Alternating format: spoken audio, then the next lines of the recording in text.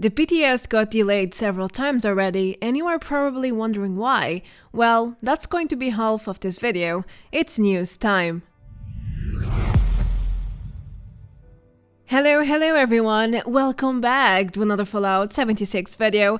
I want to start by saying that sadly I have a lot of unpleasant news to share with you today, but they are necessarily to understand the recent content delays, which goes for the public test server as well. Now, the Fasnacht Day is being target of multiple griefs, as per usual of every edition, and I have another batch of bug updates just for you. To finish off, I will go over a cosmetic suggestion which you will probably like too. Anyway, let's get right into the details, shall we? In this past Tuesday, Bethesda made an important announcement, which is about the public test server getting delayed once again. The first date was scheduled for February 5, and ever since Bethesda has been delaying the next test without pointing towards a new date. As such, at the given time I'm recording this, there is no official date for the Update 26 testing on PC, and things are not looking great despite the initial optimism from their part. Why not? What's wrong exactly? Well, first of all, the main studio responsible for Fallout 76 is located in Austin, Texas, and as you may or may not know, there is a huge snowstorm affecting the entire region for days now, causing all sorts of disruptions, including power, water, and fuel supply. I will talk about this with more detail in the next point. Now, I took the freedom to read the existing game files, and I could hardly find anything related to the upcoming features, such as the special loadouts and camp slots, which highly suggests Bethesda has been working on them from scratch in these past few months, Wally. And as we all know, they tend to take their time developing new content. Moreover, they usually struggle to get things released in time. The only feature that has some work done in the game files right now seems to be the second mission for daily ops, Decryption. New mutations are already there, for example, Vampire is one of them, which will allow enemies to restore HP by hitting you. There's the Vengeful Rage mutation as well, which will allow enemies to boost each other in a close range whenever one of them dies. There are also some other new assets, such as this new hologram of a Brotherhood female, who may or may not join Initiate Dodge on the next mission.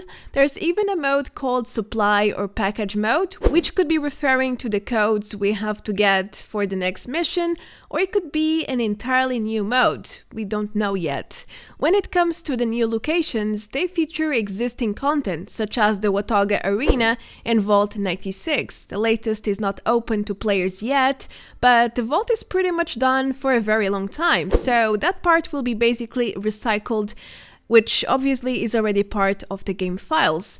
Anyway, what I'm trying to say here is that new content takes time to complete, to develop, and with so little finished so far, it's only normal that delays will keep happening, just like we had in the past with the Wastelanders DLC and then the Still Dawn DLC too.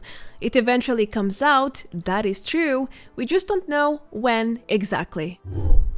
Alright, so part 1 is done, new content is still being developed, and now we are having a huge disruption to the workflow. Besides the pandemic and working from home, I'm not talking about that. In the past days, a snowstorm hit Texas, and the 76 team working at the Austin quarters have been facing life-threatening conditions, just like basically every Texan. Now, if you are not familiar with the weather type in Texas, you may find this strange. It got colder, it's snowing, what's the big deal? Well, the issue is that snow is a rare thing in Texas, sort of, and the infrastructures there are not exactly prepared to work under such extreme cold. And I mean all their systems, from water pipes to power plants and the buildings as well. So as a result, a snowball of issues happened in just a few days, and now millions of Texans are not just facing the severe cold from the storm, they also don't have access to power and drinking water, and fuel is getting scarce due to the low supply. I spent 1 hour reading news just about this, And it's really bad. If you think about it, everything is connected, and as an expert explained to the USA Today, extreme demand and overloaded frozen plants are the main cause for the power outages. First of all, when the snowstorm started, not all power plants were operational, since this time of the year is not high on demand. Secondly, the plants are not prepared or engineered to operate under extreme cold. And third, a decent part of the Texan energy comes from gas, and plants don't store much on site, unlike coal plants, for example, which forces them to shut down without a resupply. Now, when it comes to water, it's another story. Pipes are bursting or freezing, which results in sudden leaks and floods all across the city. Major ruptures means the water does not reach most people, and it goes into waste. The power issue also shut down water treatment plants, which again contributes to the shortage. It's also evident that fuel and goods are not reaching Texas at a normal rate due to the snowfall and the road blockages. With all of this, dozens of people have already frozen to death, and as to be expected, most businesses are currently closed. So it's really no surprise that Bethesda delayed the PTS once again. I highly doubt they are even working at this point. How can they? Authorities are literally telling people to boil tap water before drinking it, and even the emergency line is overloaded. Also, the Texas governor already said that every power source in the state has been compromised, so it's unclear when the power access will return to normal.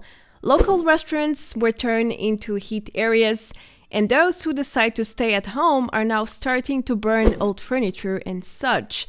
It's a fight for survival, and another winter storm is approaching according to the NBC News, which will certainly complicate the recovery efforts.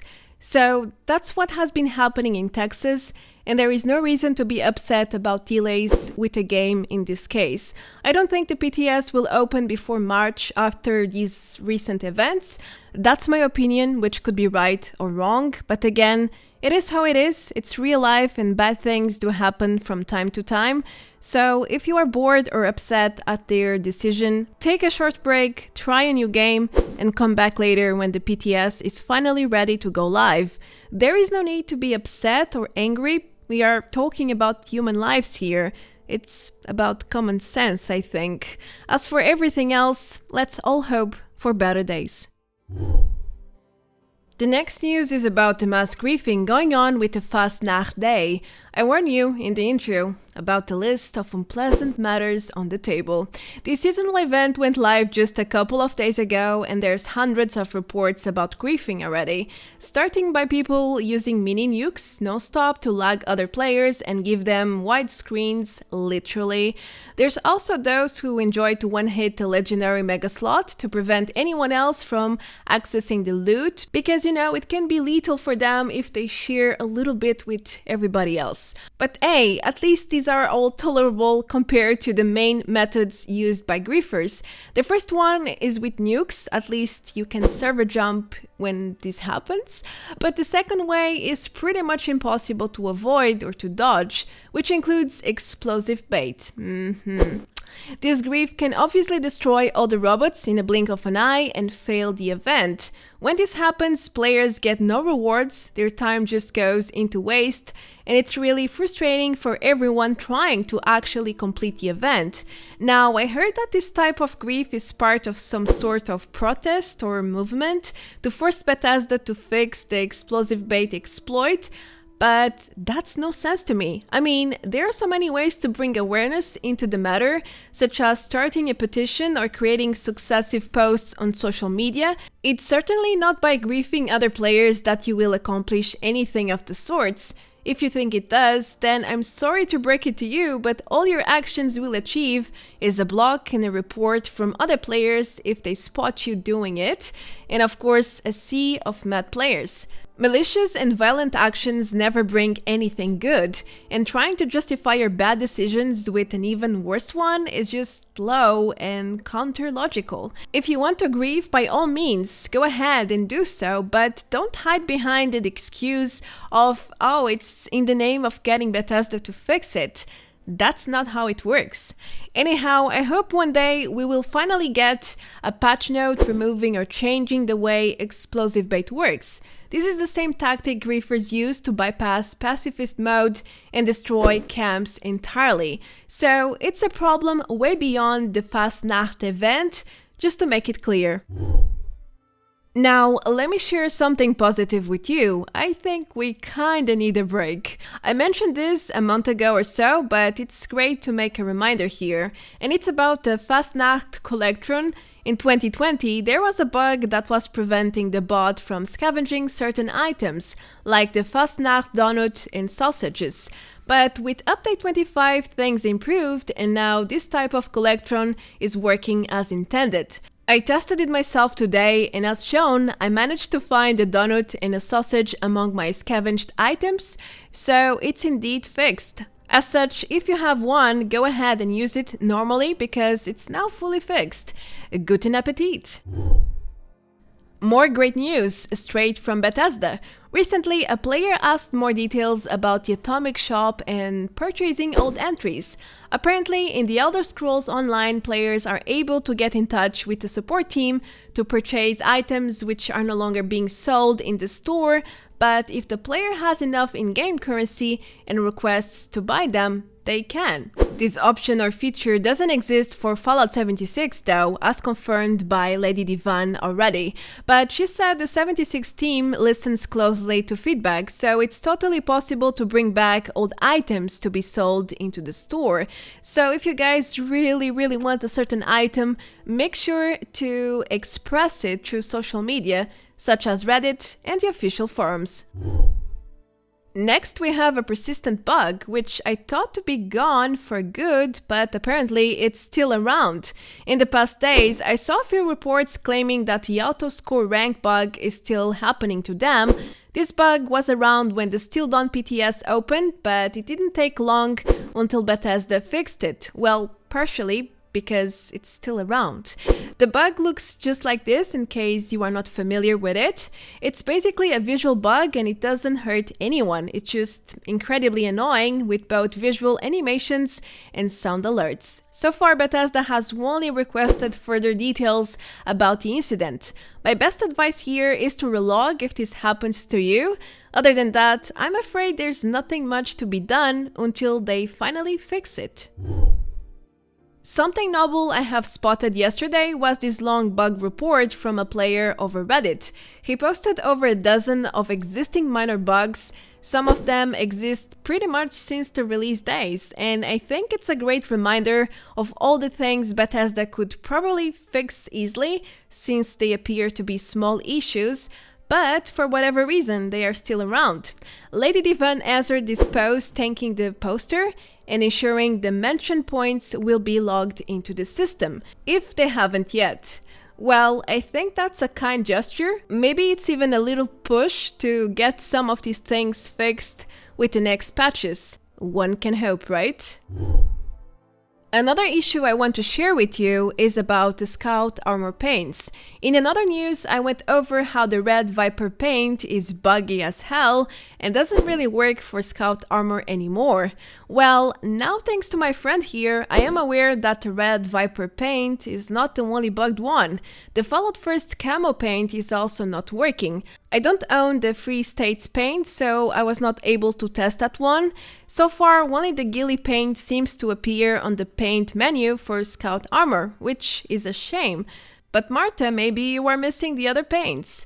Well, not really. I did check and I do have them as shown in the Atomic Shop, so it's quite silly to have 4 paints for a specific armor type and only 1 or 2 at most are working properly. If this happens to you, at least you should know why. It's not your fault, it's a bug in the system that needs to be fixed. Okay, to finish off, I want to show you a player suggestion I saw over Twitter, which is about bringing this awesome General Colonel outfit from Fallout 3 into 76. I think this would be a perfect match for the Wasteland residents in Appalachia, with that long military coat and a badass look. What do you guys think? It reminds me a little bit of the travel leather coat mixed with a ranger outfit, without the under armor, of course.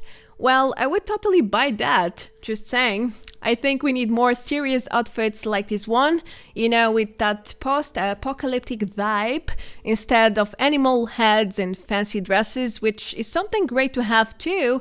But 76 is not necessarily The Sims, if you know what I mean. It's the wasteland. We are survivors and we kinda like proper outfits to go with it. Anyway, that's just my personal view. Ladies and gentlemen, the random bug for this news is, well, a hand-in-the-air player who looks like he's falling through the map. I'm not sure how to call this bug, but it's another funny one, so I had to share it with you guys. I even thought this person crashed at some point, but nope, he was walking around my camp like nothing ever happened, so I guess it's some sort of animation issue. Anyway, that's everything I have for now. I want to say that I might do a surprise live stream soon again, so stay tuned.